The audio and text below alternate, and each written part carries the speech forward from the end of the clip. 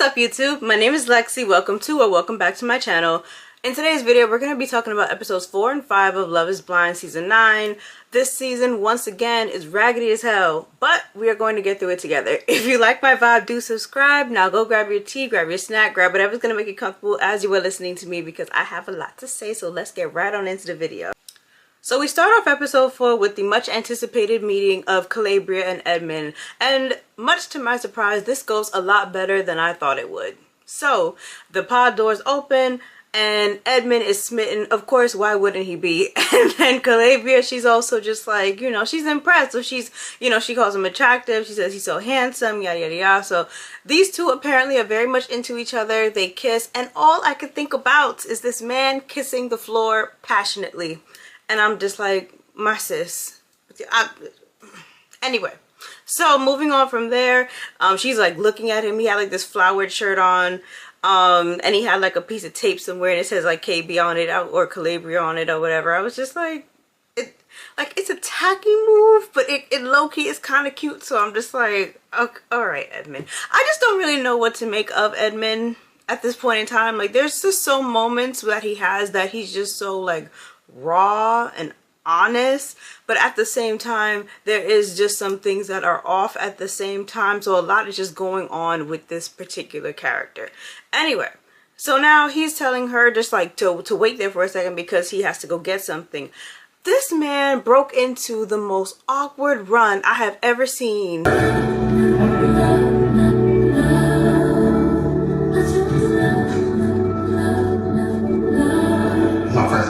Calabria's face was the only appropriate reaction to seeing such a run. All he said is just like, oh, like, that's how you run with your high knees and stuff like that. Because yeah, it looked crazy as hell. Edmund's in his confessional talking about some, you know, he's about to be smiling with a boner and everything like that. I'm just like, poor Edmund, just doing a lot. She over there talking about some, he's my lead baby, and she's excited. She finds out what her last name is about to be. She's over the moon at the moment. Now my question is just, Calabria, is it a matter of you just want to be engaged or you just want to be married to somebody? Like I said, Edmund has nice tendencies about himself, but like I said, I just personally don't see him as a serious contender or somebody that I would want to be married to. But that's just my question. Just like, is she just really going along with the process? And I get it, you're supposed to be, you know, going with the process and not you doing the same routine that you normally do on the outside world. But I do feel like there's a difference between being open to the experiment or just completely like flat out doing something that you know is just going to ultimately put you in a deficit position. So I'm just trying to see where Calabria is going with this particular relationship. The next scene that we get Nick and Kate in their date in the pod. At this point in time, Nick is over here just saying, oh, you're my number one. You know, he's really like passionate about being with Kate. She asks him about conflict resolution. He in some way, shape, or form eventually brings up like, you know, makeup, sex and stuff like that. I'm just like, put me in the closet. Okay. They're talking about their parents and how long they've been together, and I think his father was together for like 35 years. I think she said 25, but I might be wrong. But anyway, like they were together for a really long time up until her mom passed away, and then she ended up revealing to him about like she had colon cancer, and it was like such a gruesome like process. You know, like she was in so much pain, she was in so much agony. He asked her about, you know, her faith in God, her religion, and she pretty much is just like, well, after everything that I've endured, everything that I've seen with my mother, like how could there be a God if he allows something so awful to happen? Which is understandable. Like, I do believe in God, but there are some moments where you question, you know, you're going through certain trials and tribulations, and it's just like, damn, are you listening? Are you there, God? It's me, Alex. Like, what's going on? Is there anyone alive out there? So after she shares all that, he says that he respects her. Keep that in mind for later on in this video. Next, we get a scene with Nick and Annie on their date. In this scene, Annie is pretty much coming to Nick and she's telling him, you know, hey, I need more validation from you. She's just like, she's focusing on what she needs out of this process, yada, yada, yada. So she needs more validation from him. Annie, honestly, it's giving a bit, you know, pick-me-ism, like pick-me-ism and, you know, fight for me and da-da-da. I don't know. It's just giving forceful kind of energy for me. Later on, she goes on to reveal that, you know, when it came to her ex, she was in his room one day and she ended up stumbling upon his phone and she found not one, not two, but like a lot of women that essentially he was cheating on her with, which is awful. He says that, you know, if you need to go through my phone just to feel secure, like that's okay. And time out before I even get to the next part, but I just feel like when it comes to these type of situations, like I personally just feel like if I get to the point where I have to actually be checking on my partner's phone, I need to just leave the relationship. Like there are signs, there are tells, there's a lot going on, and if I have that kind of doubt in my partner, I don't need to see all the other things. Like I just know. So I'm just like, if I ever have if I am ever so inclined to feel like I need to go through this phone and see what he's going on, invade his space, etc., etc., I just need to remove myself and leave. But that's my personal opinion. If that's what makes her feel secure, then I suppose. Anyway, so Nick is basically going back into the, oh, if you need to feel secure, like you can look through my phone. All you're gonna see is a bunch of chats with a bunch of guys, you know, talking about their manhood. And I'm just like, And now I'm in this darkest closet trying to figure out. you're still trying to let us know that you're not gay. Okay, and nothing is wrong with being gay. It's just live in your truth, and this is what I'm not liking about Nick. So he's sitting down here, and he's just like, you know, yeah, you'll just see, like, you know, we're curving this way, we're curving that way. I don't know about y'all. I'm pretty sure that there is no male group chat of straight men where they're sitting down here just comparing their manhood or saying like which way they're swinging, left, right, whatever. Like I just don't think that these conversations are happening. And maybe in the gay world that might not be happening either. Drop it in the comments and let me know. But I just don't think that that's a normal conversation. But it's definitely not one for a heterosexual straight man. So I'm just like, Annie, why are you still sitting here in this pod? You in danger, girl. So after that conversation, he's asking her about their kids. Do you want the kids to be raised as Christian?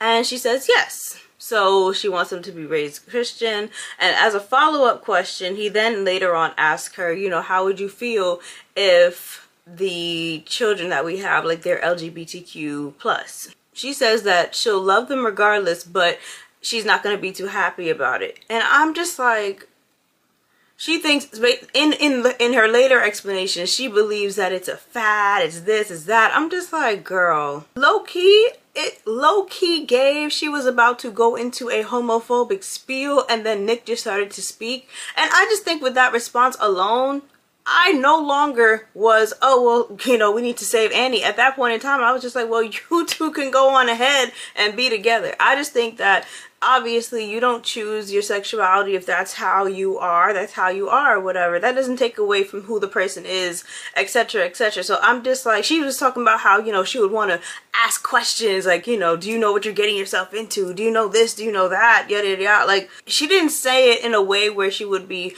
trying to have these conversations or engaging in these conversations with like an optimistic mindset or just in a safe space type of kind of way. It more so gave, I'm about to beat you with the Bible. I'm about to, you know, beat the gay out of you or something like that. Like, that's what the answer that she gave to me. And I just didn't like that. So at that point in time, I'm just like, you can go on ahead and get with Nick, and you two can figure out together which way Nick actually swings. He then goes into this story where he talks about his mom one time when he was depressed in high school over his girlfriend. He was talking about how he was locked up in his room, and his mom, she's an overthinker. She would see things on the news and go back and bring those questions back to him. So one day she finds him depressed in his room, and she says, you know, son, are you gay?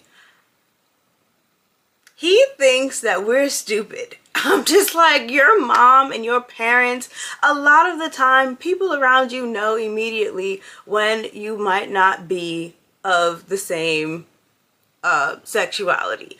I think that those people come to their loved ones and just say, it's okay to come out the closet, baby. It's okay. That's the conversation that his mom was trying to have with that young man. And he said, no, I'm fine. And then he all of a sudden is talking about how he kind of feels like, you know, he had to perform, not, he didn't say that he had to perform masculinity, but he gave a response that gave that. Just like, you know, he has to bring somebody home and start making out with them just so that his mom would get off of his case. I'm just like, you're closeted, sir. Like, I don't know, that's what it gives to me, but you know, I digress. Annie is still sitting in this pod once again. Girl, he has said everything he needs to say for you to go. He ends off this conversation by telling her, you know, I could see myself marrying you. Like he did not just tell Kate 5 seconds ago that he loves her. This guy is very unserious. We then get a pod date between Annie and Brendan. Not too much happens here. All they're pretty much doing is talking about their dream life. Talking about like their dream house and what that looks like, etc, etc. Then he brings up, you know, the car. They're talking about like what cars they drive, and then he forgot that Annie drove like 2 cars, that she has 2 cars. She drives like whatever, she drives like this other car or whatever, and this girl just like starts to cry and sob. It just feels like, you know, why don't you know all this? Why don't you remember these things? And Brendan, like a real man, sitting down here talking about like, I remember the most important things, which is correct. I'm just like, I think that I would be tripping more like, oh, you forgot my birthday, you forgot something, some significant information, significant piece of information that I forwarded on to you. If you forgot the car I drive, that's a very small, minuscule detail. I could just easily tell you what that's about. So I didn't know why that girl just started to get super emotional and working that up. We get back over to the women's quarters, and in the women's quarter, Casey is confiding in Calabria. Calabria is sitting down here doing the therapist job that Love is Blind needs to hire. This girl is sitting down here telling Calabria about some ex or some guy that she has back home that she's been dating or whatever, and how he just let her come onto this experience and was just like, you know, filling her head up about how beautiful she is. And he puts a lot of emphasis on her looks and thinks that she's so gorgeous, showing her to all of his friends and all of his like other people, etc, etc. And she's just like, you know, well, I hope I'm the funniest one in there. Like, you're not even looking at anything else about me. I'm just like, Casey. Okay, Casey thinks we're stupid. So anyway, we get the next date with her and Patrick. Now, Patrick is sitting down here trying to make fetch happen with this lady. It is beyond clear at this, well, to me, I was just like, Patrick, you don't actually want to be with this lady, but this is your only connection, so you're going to make it work. That's what you're doing here. He asked her, you know, hey, did you watch the show before you came onto the season? And she said, yes. Red flag. She asked him, how did they find you? He said, I applied. Basically, she was scouted, they found her, she applied. She then later goes on to tell him this very cringe story about her man at home, her boyfriend, whatever, and was basically encouraging her to come onto like a different show. She said it was a different show, and he's just like, your boyfriend is over here telling you to go on like love shows that end in marriage and whatnot. She's just like, yeah. He then asked her a pertinent question. Did he tell you to do the same thing with Love is Blind? She said, yeah. Red flag. Patrick, why are you in this pod? Like, why are we still sitting here in this pod with this lady who clearly is over here just doing this for her Instagram followers, for likes, for support, for XYZ? She's clearly not here for the right reasons. And Patrick pissed me off to no avail because he just sat there and entertained a longer conversation with this woman than necessary. So then she was just like, you know, well, maybe you might get a text or something. He's like, nah, I ended whatever I had going on before I got here. And boom, that would have been your, you know, drop the mic, it was nice knowing you, get me out of here situation. And no, that's not what we get from him. As these two keep on talking, she's realizing that she's in trouble. She got to get him back on the team. So then she goes on to tell him about her landing strip, talking about how they were all changing in the lounge and the ladies were talking about her landing strip. I'm just like, okay. She's like, oh, you know, because then he brings up the whole baby seal thing, which is an awkward thing to say to a woman, to anybody, but you know, okay, go off, Patrick, with your baby seal feeling skin. She goes, you know, if you want to be a baby seal, then I could be a baby seal too. And she would like take off the strip. That conversation therefore leads into a pod sex kind of simulation situation. And I'm just like, Netflix, are y'all okay?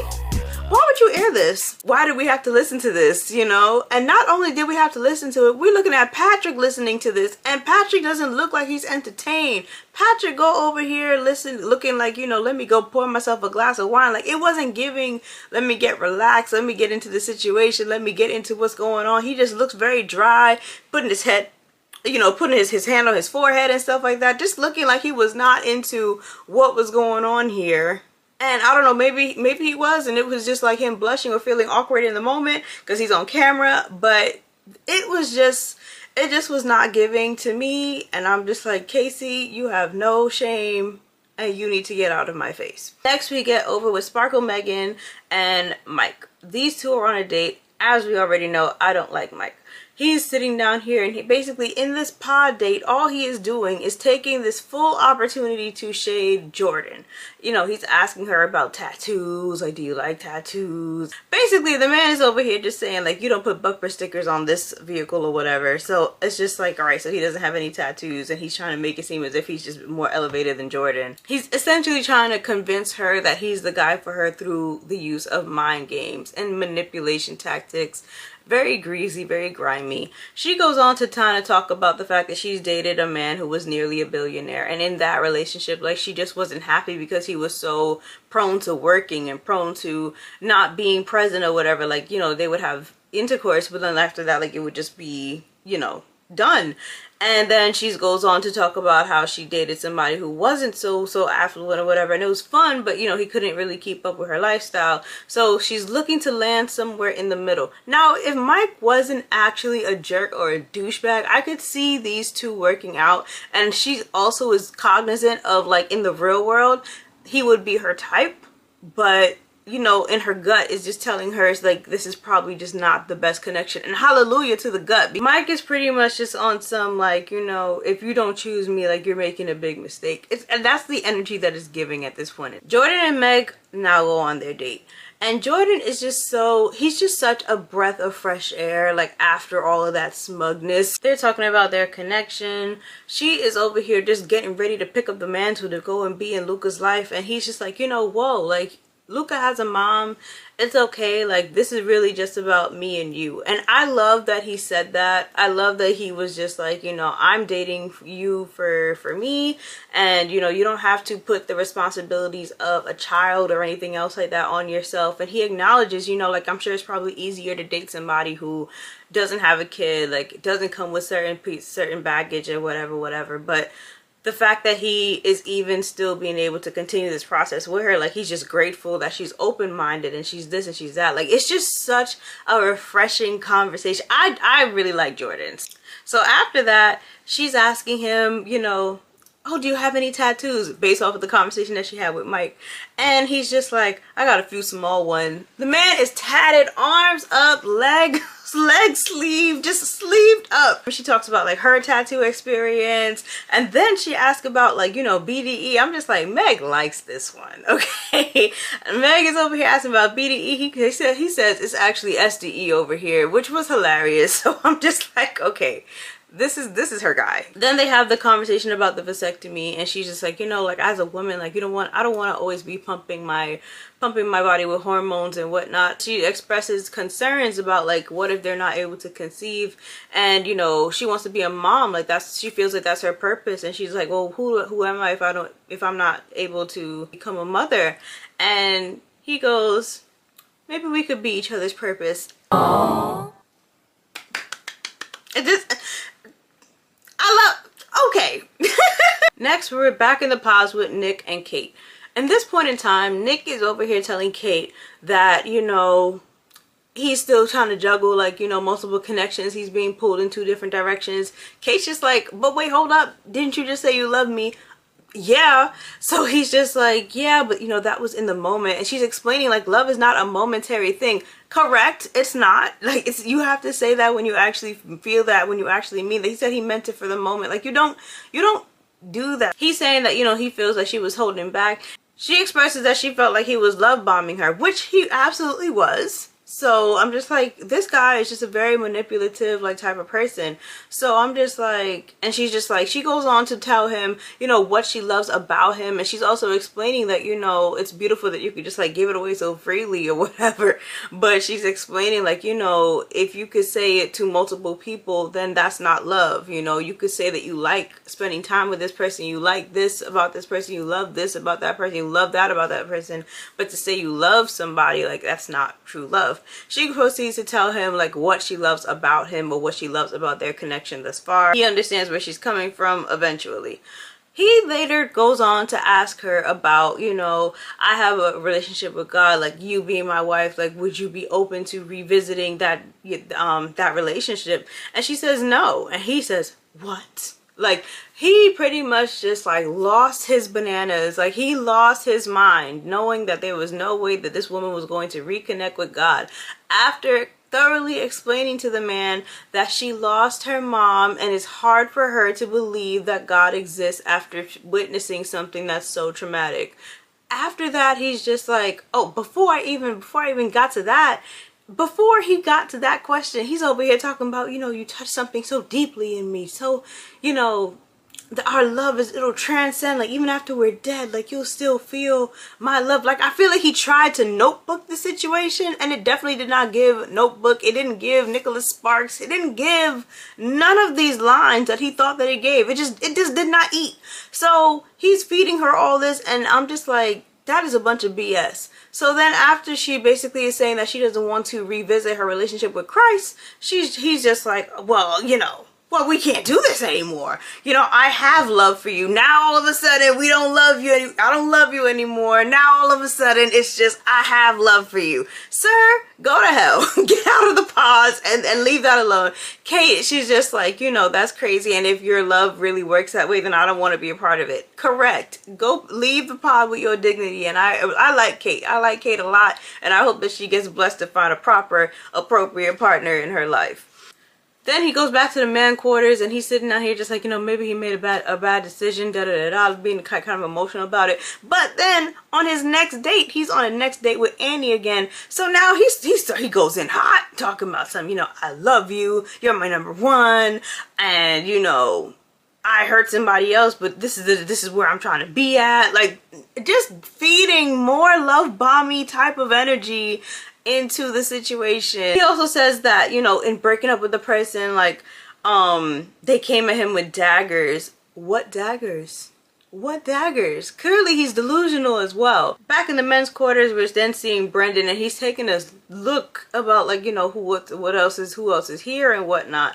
And he can't, I think that he's just in utter disbelief that he acknowledges that Annie has another connection, but he's just like, you know, if it's who I'm thinking, it's like, I just can't believe that that's, you know, the person who he's competing with. Not on my watch. So then Brandon and Annie get on their date. Because Nick already started off Annie's date before with so much reassurance and so much love and so much affirmation, like, you know, you're my number one, da da da da da. Now she got up in the pod with Brendan, acting all brand new as if he wasn't her number one, you know, just sitting out here talking about like, we don't talk about anything serious, yada yada yada. I'm just like, the same girl who was over here crying about the fact that he doesn't remember her car is talking about we don't talk about anything serious. Like, Brendan is so caught off guard. He's just like, what are you talking about right now? So he's sitting out here trying to fight for his life. And I think in the pod date before, like, they were talking about the I love yous, and she didn't want to come out and say it first. So in this date, it seems as though he was taking that opportunity to, you know, figure out how he was going to say it. He had left like a gift on her table in her pod, and she doesn't open it. Like, they're just sitting down going back and forth. And once it becomes kind of clear that Annie is gonna go with someone else, he doesn't say anything. He doesn't say that he loves her. He tells her don't open the gift box, and that's that. I'm like, Brendan, get out of there. She don't want to be saved. Don't save her. Let her crash and burn the way that she needs to. Leave her. So then Brendan goes back to the men's quarters. And he's, you know, he's distraught about what's going on in their connection. And who comes to try to console this man? None other than Nick. Nick is down there in the quarters talking about his person isn't somebody who he would typically go for. mind you, his person is Annie, the same Annie who Brendan is over here distraught over. So he just goes into their conversation because he was talking to Jordan originally, and he just enters himself into that conversation, and he's sitting out here talking about, you know, my person wouldn't have been my typical type, but she's somebody that he doesn't have uncertainty about. I'm like, I'm sure you don't have uncertainty about, because she is so damn desperate to just be chosen by anybody, by anything, that it doesn't really matter the quality of person who's choosing her. She just wants to be picked. So I'm sure you had nothing to worry about. So now we go over to Casey and Patrick in the pods. Patrick all of a sudden has this unwavering, undying love for Casey, and his foolish ass gets engaged to this girl. And I'm just like, do we have a problem recognizing red flags on this show? My answer is yes. That is the only thing that I'm taking away from Patrick at this moment in time. Casey is over here just excited about somebody picking this lady so that she could go rub it in her boyfriend's face, and that's where we are at with Casey. He's like, you know, the kids are going to be studs, they're going to be stunning, etc, etc. And then if they're not, they'll be smart. And she's just like, you know, all the smarts from you. Yes, you can't contribute anything when you are in fact a bimbo. We then go back to the women's quarters. Annie's over here telling some girl that Nick is not really her typical type either, but she's happy and she's being open to the experiment. I'm just like, it's very interesting how the two of these two people, invisible thread, you know, just keeping these two together lock and step. So they very much so deserve each other. She ends up going on her last pod date, and it turns out to be Brendan, and she thought that Brendan was over it from since the night before. Brendan is over there just like, you know, you're getting ready to get engaged to Nick, and if I didn't tell you that you were making a big mistake, like, I would regret it for the rest of my life. He over here still fighting for his life. I'm like, Brendan, get out of this pod. You don't even know the blessing, the bullet that you are dodging by leaving this lady. So Brendan is just pretty much on his shoulda, coulda, wouldas, on his bended knees, on his baby, baby, please. That is where Brendan is at, and that is where we end the episode. Episode 5. So in this episode, we pick up with Brendan, and he's basically still on his baby, baby, please. He is crying over the situation because he's just, well, he's not crying, but he's just very frustrated just thinking about the fact that he's about to lose Annie. And Annie is on the other side talking about some, you know, we had all this time. Why didn't you tell me you love me? Why didn't you fight for me yesterday? And he's just like, you know, listen to what you're saying. She goes on to tell him that with her other connection, like with Nick, he just kind of let all just happen so fast and so passionately, like just out of nowhere. And that's what she wanted. She basically is choosing him because he chose her. And Brendan is just like, listen to what you're saying. Basically, the man, essentially telling that girl, hey, he is love bombing you. Hey, he's not genuine. Hey, like, you know, I loved you from since whatever day it was, like since day 5. And her whole thing is just like, that wasn't told to her. That wasn't expressed to her. He needed her to, she needed him to basically, you know, lead the way and explain how things are going and yada, yada, yada. Like, to a certain degree, I'm just like, I get that he could have been a little bit more forceful, but I'm also just like, girl, I would have some questions about somebody that I was just kind of casually talking to, because we saw their connection before, and all it was a bunch of sexual jokes and just a bunch of, you know, kiki haha. That is not somebody who I would have been thinking was super serious about me, versus Brendan is over here talking about, like, you know, probably some substantive conversations or whatever, and she can't even remember those, but she could only remember that he doesn't remember the car that she drives. Like, just a bimbo. She's mad because he didn't fight for her, because he didn't tell her that that he loved her, and he's just like, I'm not going to tell you that when you're about to go with your second connection. Correct. I don't know what the world she's living in, but I also don't know what world he's living in, because he shouldn't even be in this pod. So these two, you know, they're at a standstill. She's gonna go with her other connection. He leaves the pod.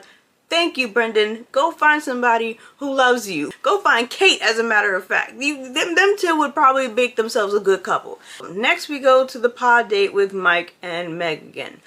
Mike is in there still doing the mind game, still over here terrorizing this lady. They're talking about their feelings and whatnot. He's talking about some of his feelings. And then, you know, she's just like, I don't really know what to do. I have, you know, I want to honor, like, I'm falling for you, but I also have a really strong connection with somebody else or whatever. So she's very much so torn between the two people. And he's just like, you know, I feel like an idiot. Da, da, da, da. Like, just kind of doing the whole guilt trip situation. Like I said, I just feel like that would just make me feel like I don't need to be anywhere near you. And you don't get your way, you're acting egotistical, you're acting like, you know, it's a problem. And then not only that, like, you know, she's over here being emotional about the fact she doesn't know what she's gonna do. He's telling her, oh, it's okay. It's okay. I don't want you to be sad. It's okay. You know, I'm putting on my shoes and I'm gonna leave. If it was me, leave then. Go on ahead and mind your business, because I don't have that kind of time. But somebody who's able to willingly, like, manipulate and play with your feelings, or put you in a state where now you're, you know, under so much pressure that you're crying, or put you under so much pressure where you're just like, I don't even know what to do with myself, or you feel like you're going to basically have to succumb to the pressure so that it could raise up off of you, that's nobody that you need to be paired up with. So he's basically trying to dominate the situation. He has been trying to give her all kind of tests and prompts all throughout the entire time of their relationship, versus actually getting to know her as a person, or even actually getting to know him as a person. We don't know a lot about Mike. I mean, we do, but in terms of like what she probably heard from this man, like, he didn't really give her like a sense of who he actually is, other than affluence. He over here, you know, offering her trips, offering her, you know, saunas and stuff like that in the house, but we don't actually know the quality of person that you are. You're leading with your things, you're leading with your money, you're leading with what you think somebody wants to hear, versus Jordan, he's actually just being a real person, a real human being, you know, and actually being a flawed human being and being authentic in his flaws and just being real. Like, that's what is making him so much more appealing. And Mike can't even wrap his mind around what is actually happening, or why he is actually being casted to the side for somebody who he thinks is lesser than him. So that's where we're at with Mike. And yeah, after that horrible date, now she's in the pod again with Jordan. Poor Jordan. Jordan is over here talking about some, you know, some of the guys on the other side. Like, it's getting really tense. Like, you know, people are finding out that they're not their girl's number one. Glad I'm not in that situation. Poor Jordan. Poor baby. She has to then tell him that he actually is in a triangle, and he thought it was only Blake, but no, it's somebody else as well. So it's just like, oh, poor thing. So, but he's very encouraging. He's just like, you know, do what you need to do, make the best decision for yourself. Like, you know, being really just understanding of the process, and just giving her the space and the air and the time that she needs to make a decision that is authentic to herself, and that's going to ultimately lead to her own happiness. That is healthy. That's a man, that is the man who you actually want to partner yourself up with. So in all that, like, I'm watching the scene, I was over here just like, aw, and she is just laying down on the couch, and then she just, you know, blurts out like, I love you, and he's just like, oh, and she didn't even believe that she said it herself, but I'm like, that was cute. And he's just like, it's okay, I love you too. Like, it was just cute. Annie and Nick get engaged. Nick goes back to the men's quarters, and he's all like, you know, I'm engaged, being all like super excited. Brendan is sitting down here at the table with all the other guys, just being like distraught or whatever, and good old Edmund is there to console the situation, just like, you know, trying to, not even consoling him, he's actually sitting down here crying, and, you know, he just can't even believe like how badly things are going for Brendan, and he's taking it, he's just so empathetic that he's over here just crying about the situation. And then Nick is just like, oh, I didn't know that he was there, yada yada yada. Brandon goes over by the sofa to, you know, get himself together, and he's just like, you know, Nick follows him over there, and Nick is trying to apologize, and he's just like, not now, man, not now. Nick is a liar. Nick very much so saw this man and just wanted to terrorize this man. And you know what sticks out to me? There was a point where he was in somebody's conversation. It was like Jordan and him and somebody else, and he was just like, you know, I'm gonna really miss messing with you guys, like when we're no longer together or whatever. That kind of manipulative talk, like that just lets me know right then and there that he very much so saw that man, saw what was going on, and was just like, I'm just going to basically dig the knife in deeper and make you feel worse about the situation. Like that's how he gets his ego stroked, and that is just a disgusting human being. Now we get the meetup between Casey and Patrick, and this meetup was interesting. Patrick is blown out the water. He's excited about Casey, and Casey is also seemingly very much so into him as well. They look like they're getting along, but Patrick is so awkward. Like he's so excited about her that he's just maneuvering kind of weird. You know, he's probably all sweaty. He's just like, you know, he's so nervous and whatnot. He's just like, okay, look, I got the ring in my pocket. Like, where do I go? Where do I stand? I'm like, the poor baby. The red carpet was right there, but he goes and he proposes behind the bench, like with all the shrubbery and everything that's behind them. And I'm just like, poor thing. Like he's smitten with her and everything else like that. And she, like I said, she seemingly is seeming like she is into this relationship and she's willing to, you know, continue the process. But in this scene though, I'm noticing that she's like filling a lot of the space instead of like talking so much, but she's filling a lot of the space with like kisses and affection and whatnot. And I'm just like, do you really like this man or not? So now they have their confessionals, and obviously he's excited through the moon. She's in her confessional talking about some, oh, look at my ring, look at my ring, look at my this, look at my that, you know. And then producers have to remind her, you know, and he's great. Producers were just like, and that's your fiance. She's just like, yeah. She does not like this man. Like she's into what she could get, what she could receive, the wedding of it all, but she's very much so not very serious about Patrick. We go back into the pods with Mike and Meg. Long story short, he writes this beautiful letter to Meg. The first gesture that has made sense, okay?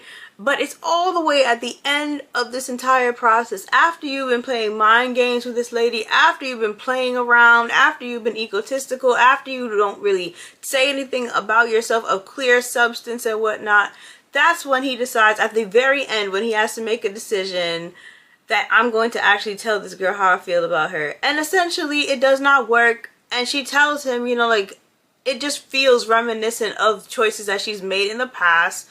And she chooses better, and she leaves him where he is. Like I said, his ego just can't really take it. And now after all those beautiful words, he just couldn't fathom that even the beautiful words didn't work. Like he just says that he feels blindsided, all kinds of stuff. Whatever, get out of the pod. We then get another scene between Meg and Jordan in the pods, and she's just like, you know, I'm always smiling. And that is true. Every time that we see these two, they are smiling, they're gushing, they're happy. So clearly these two just need to go ahead and be together. So now they get engaged. Yay, love that for them. Nick and Andy meet. They seem to be excited about each other. I suppose. I don't really have too much on these set of people.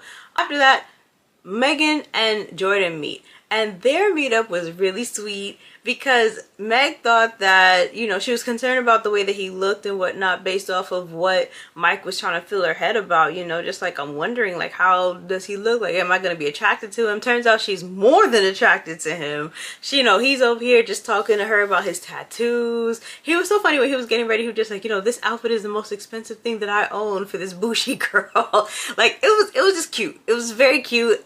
Love that for them. He actually brought like the box of pictures of Luca for her to look at and everything like that. Like, so that was really like just bringing the moment all together. So I love that for them. It was really cute, really sweet. They're excited, so it was cute. The only part that gave me pause was Megan, and they're trying to insinuate that she has a big, you know, a dump truck, a wagon, a big butt, if you will. And I'm perturbed. I'm just like, what do y'all got going on in Denver that you think that this girl has ass? Like, what is happening here? I'm not saying she looked bad. You know, she has a nice physique.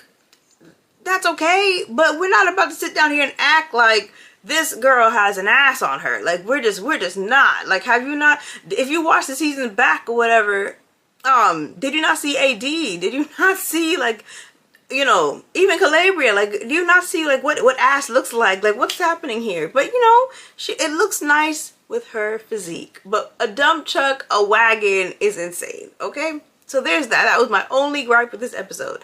Anyway, these two are happy and we get our couples. Now, at the very tail end of this episode, we get this scene with Casey. She's sitting up in the women's hotel and, you know, she's just sitting there all flustered. I'm like, Casey is about to sit down here and leave this man. And she's on some, oh, he deserves better than me. He's this, he's that. I'm like, Casey is finna leave this man. And that's how we end episode 5. That's all I have for this video. Drop down in the comments. Let me know your thoughts. Let me know what's going on. Let me know if you're enjoying my breakdowns. And I will see you in the next video for 6 and 7. Take care. Mwah. Later.